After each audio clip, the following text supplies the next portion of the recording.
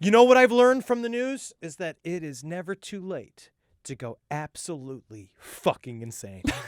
Have you seen this? Have you heard about this? Heard about this? This is a new Chad Daybell side story. This is something else. No, I haven't. It's being attached to the same church. It's in the articles that Joel sent us. This Doomsday family. The one in Arizona. Yes, this family, the Thibodeau family. This is related to the Chad Daybell story? It is coming out now that it seems like the family has been radicalized by the same set of. So we have it in our house right now. There's a book called Vision of God that is Natalie's obsessed with it, obviously, that talks about the origins and sort of like it's a how-to starter book of how to do one of the break-off Mormon like franchise cults. Sure. You know, it's very interesting. And they all use this Chad Daybell model. It's talking about people who had near-death experiences that went up, saw something that they can't take back, and then came back and said, guys, I know I'm a dumpy piece of shit, 195 pounds, named Trafalin. You know what I mean? My name is like Trafalin Jones, and I'm the worst. I was just a dish salesman. Mm-hmm. You know what I mean? Even though we don't even have dishes, you know what I mean? That style. But I didn't know if you guys knew. I'm Jesus Christ. And everyone goes like, whoa, holy fucking shit. And he has a podcast. There's a bunch of this. Can we move to the middle of nowhere and cut ourselves off from society completely? That's what this group did. So now we're knowing that a young man by the name of Blaze Thibodeau, who's 16 years old, he's gone missing. He was reported missing by his father, Ben. 16 years old. Yes, he's 16 years old, and he was recorded missing by his father, Ben Thibodeau. Now, it seems like Ben Thibodeau... What?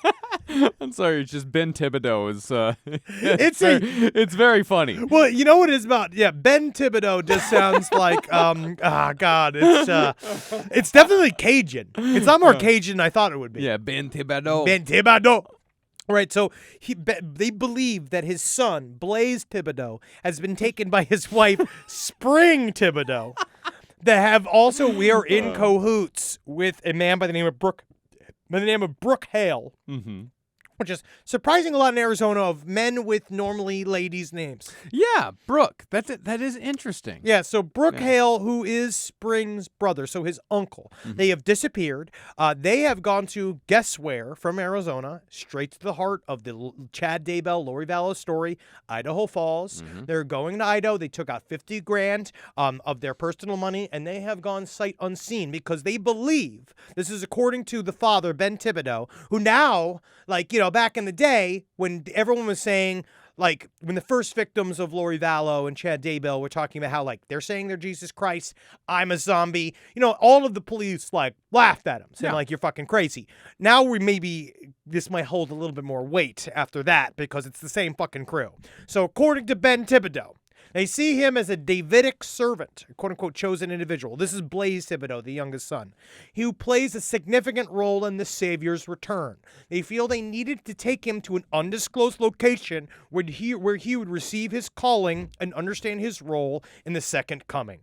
I fear for his safety, especially my son is contentious, rebellious, or belligerent, if he is, because then they might find out that the download from Jesus Christ ain't happening, and now we need to do our own download of shooting him in the back of the head. Yeah. Which is what happened to everybody else that crossed the paths of Lori Vallow and Chad Daybell. No, I actually wonder if these guys, if it's just if it's the same crew, pushing the same stuff, or if this is, again, another franchisee moment. Well, what it sounds like is that these are more people that are offshoots of the Church of Jesus Christ of Latter-day Saints. Yes. All these people are Mormon. They become fascinated with these second coming stories. They become fascinated with these doomsday and guys narratives. Coming back from especially near-death experiences where guys come back and say, I saw heaven and I saw hell. And I'd tell you, what, if you had a coin, you'd choose heaven. And you're like, yeah, I'd choose heaven. Yeah, of course. Of course I'm going to go fucking heaven, you fucking piece of shit. Yeah, of course. But yes, it's a slow ramp up. But this is an interesting thing about I've never heard this facet of a doomsday cult before because this kid Blaze Thibodeau, they're not saying that he's the second coming of Jesus Christ. No, he's the vessel. He's the I think they're saying that he is a Davidic servant. He's the one who will bring about the person who will be Jesus Christ, but he is not Jesus Christ himself. Well, that's also how you again, Somerset Gimp style, how you add to your own lore without stepping on the other lores. Interesting. All right, because again, this has to fit into the Jesus CU. Yeah, of course it does. Yeah, right, yeah. It has JCU. It Yeah. has to fit in, so you have to kind of figure out where are we positioning. Obviously, if it's within the same teaching group of Chad Daybell, Lori Vallow, well, obviously Lori Vallow is Jesus Christ right now, Right. Unless Jesus Christ jumped out as soon as she got caught. Maybe. I don't know. It could be. I have no idea what these people think. But they are. I think what the concept. I think the what do you call it? I think the connection between these people. I think it's just places where Mormons live. I think that's just where. I think that's why they happen to be in the same areas. It's just these are concentrations of Mormons, as we know, like to congregate among their own. I wonder Idaho's also a big Mormon state. But why don't they just do meth? Most people that are this level, but you know what I mean? Like, you know how we talk about how meth finds its ways into like suburban families because it injects a bunch of excitement and drama. And you get to meet a guy named Snake, and you get to go like do all these like fun things, and everybody's like worried about you, and so you get all the attention, and you become the new problematic person, even though you were like a kindergarten teacher like the day before, but now you're a full fucking meth head, and you're like stealing hubcaps and shit, and you know, like you're getting like a feed from it, kind of in a way. It feels like they're doing it for the same reasons. Like they started. So, which I did not know, that the Latter-day Saints, they are taught straight up to have a preparedness for something like the end times, right? Basic supply of food and water and some money and savings. So, but in the Latter-day Saints, without going to extremes. Without going to extremes. Basically a go bag. Every Mormon's supposed to have a go bag. Yes, and now they're starting to slowly but surely, this ramped up in her mind. They started getting worse, spending more and more money on survival gear, guns. You know, very hack at this point. But this also makes sense when you look at the history of the Mormons, because in the early days of the Mormons, and they're all about early days, they're all about going back to their ancestors, except for, you know, the inconvenient truths about those ancestors. But remember, they used to be chased from place to place to place, and they were a lot of times chased out overnight. Like they would be invaded, they would be, you know, but chased out with pitchforks and torches, literally pitchforks and torches. Oh yeah, but according to Blaze's brother, this was like one of the breaks. This is kind of what happened, is that they were running out of town. You know, I love my mom. She's the love of my life. And she comes in and she says, it's time to go, and I'm not coming back. It's one of those experiences where part of you is like, I can't let you go. I have to go with you, even if it makes no logical sense, because that's the one you love. She's everything that I have. But deep down inside of me, I knew that this couldn't be. The world is going to keep spinning. I told her, I can't do it. I can't do it. So they have all these people. I also find it really interesting when these people all have extreme fringe beliefs, kind of out of nowhere, and the rest of the family saying no. Yeah. Everybody else is saying no, but then you still choose this dumpy fuck from Idaho. Like, you're going to believe this guy. Why do people do that? It's like Q, man. It's the same shit. But you got to, at least Q is a mystery inside the computer. This is a doughy, khakied piece of shit you can see. But it's the same exact thing, where it's people's lives are extraordinarily boring. And in the past, before we were ever all pervasive when it comes to media, when it comes to entertainment, when it comes to, you know, narratives being pushed down our throat all the time. Yes. You know, people want to be a part of a story. Like but most people don't want to, or I think some people don't want to accept that lives aren't narratives, lives aren't stories, lives are weird and dull. They take jumps. They take jumps, and you don't know, because again.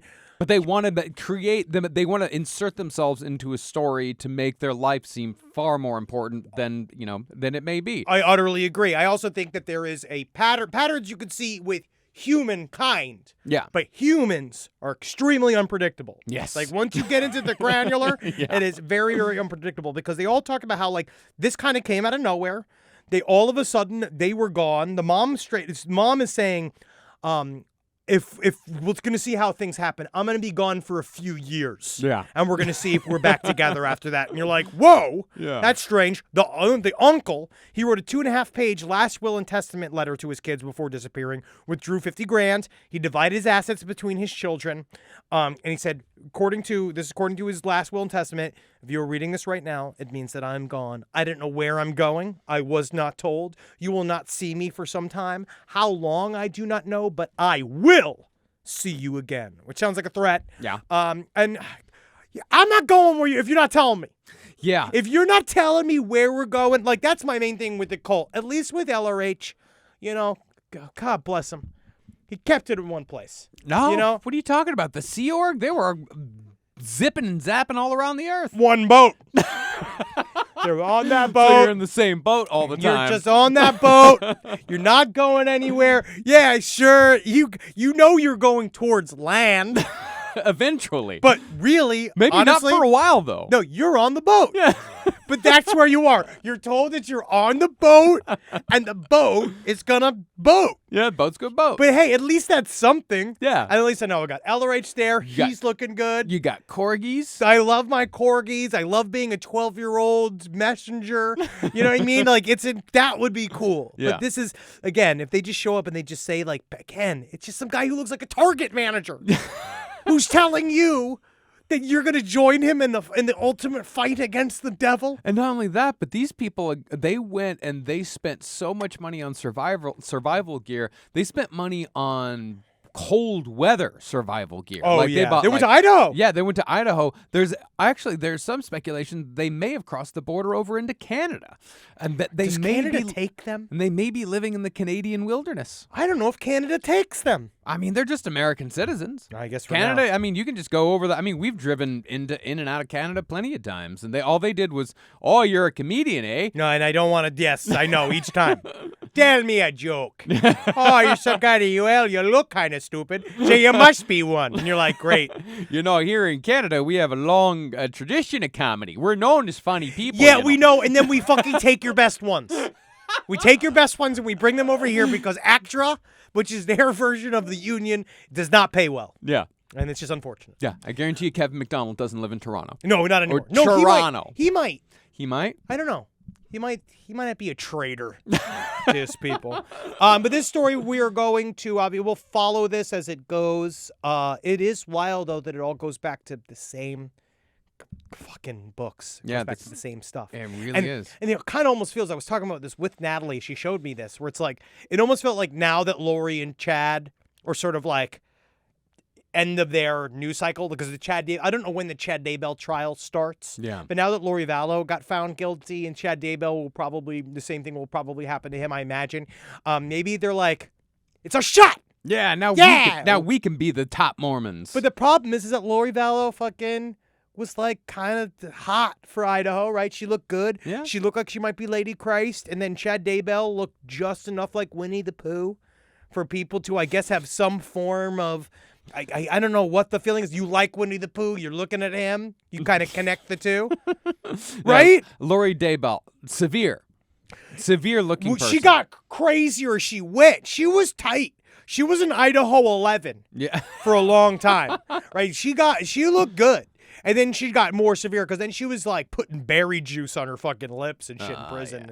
That's gonna be a problem for the old skin. Yeah, people got, what are you gonna do?